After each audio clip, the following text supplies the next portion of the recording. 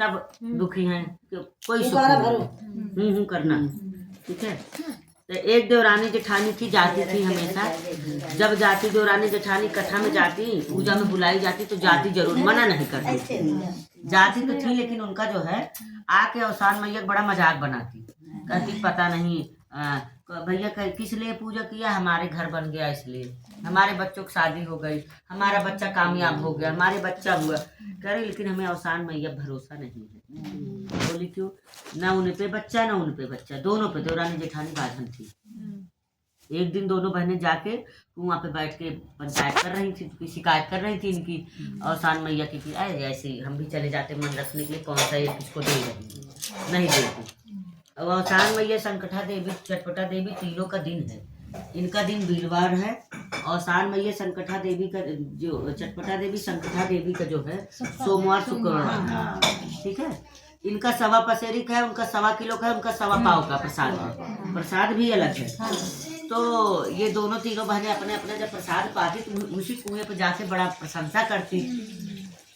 जैसे हमें आपको लगता किसी घर जाके कोई चाय पानी पूछता, कोई गेट से ही बाहर भेज देता है, वैसे होता है। हाँ, सब तरीके के होते हैं। उनके यहाँ गया, बहुत बढ़िया हो यज्ञ हुआ, बड़ा बढ़िया पूजा पाठ हुआ। तो तीनों बहनें बैठ के वहीं जो है कुएं पे बोल रही थी, कह रही थी तो भैया उनके यहाँ उनकी नाती को बड़ा उठा बधा के पूजा पाठ करवाया और बड़ा अच्छा लगा, मन नहीं कर रहा था आने का। तब ये दोनों जब तीनों बुढ़िया के रूप रख के बात कर रही हैं, इतने में दोनों देवरानी जेठानी कर पता नहीं इनके कैसे होते, हमें कुछ नहीं भरोसा। कहीं भैया दुल्हन तुम्हें क्या दिक्कत है, बताओ बहू। कहीं क्या बताऊं, हमारी देवरानी जेठानी का यही कहानी है कि ना उन पे बच्चा है ना हम पे बच्चा है, और धन दौलत सब कुछ है, किसी चीज की कमी नहीं है। कहीं अच्छा कहीं, लेकिन बूढ़ा माई तुम पूछ के क्या करोगी, तुम देने लायक थोड़ी हो, सीधे अवसान मैया से मैं टक्कर ले रही हूँ। तो कहीं ऐसा कहीं हाँ, कहीं ऐसी बात है, कहीं हाँ, कहीं जा। आज के 9वें महीने जो है, आज के 9वें महीने तुम्हारे बच्चा होगा दोनों का, लेकिन एक का ले लूंगी एक का दे दूंगी। अब देवरानी जेठानी की हालत खराब, भूखी है, भूखी है।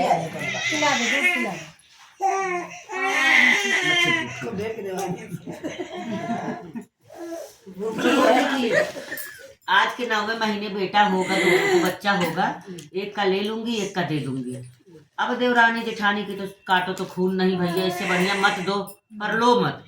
अब आई अपनी सास के पास गई, कही अम्मा हम लोग आज पूजा पाठ से आ रहे थे और ऐसे उसी कुएं के पास 3 औरतें मिली बुढ़िया माता, और ऐसे कह रही थी एक का ले लूंगी एक का दे दूंगी।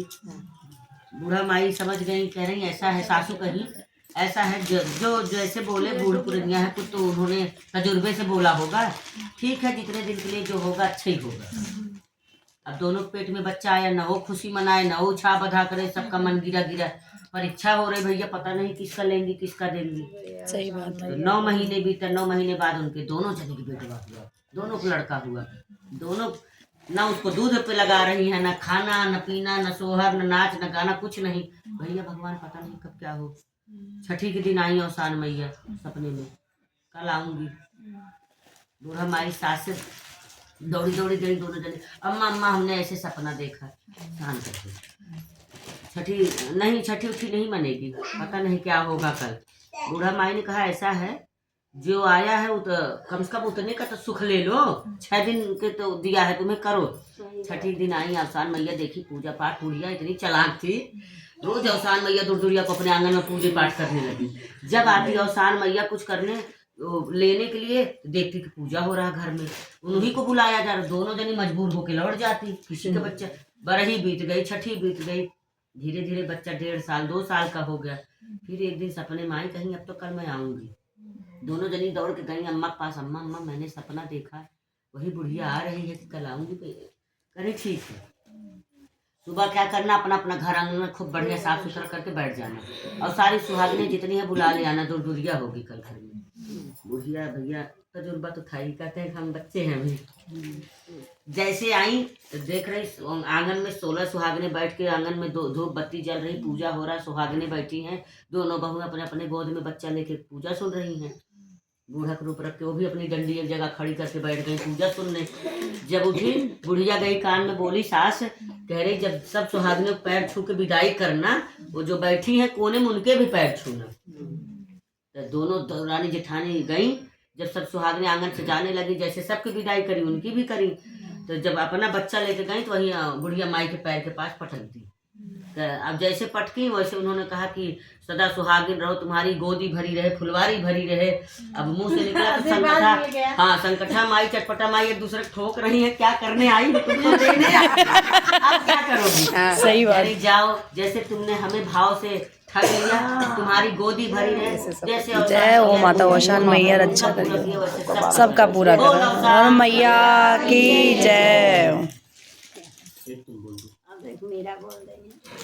कई बार दुआ से उम्र बढ़ती है, तभी तो सब कहते हैं कि दुआ सबकी लेना चाहिए। हाँ हाँ सही बात। पैर छूना चाहिए, पैर छूओगे तो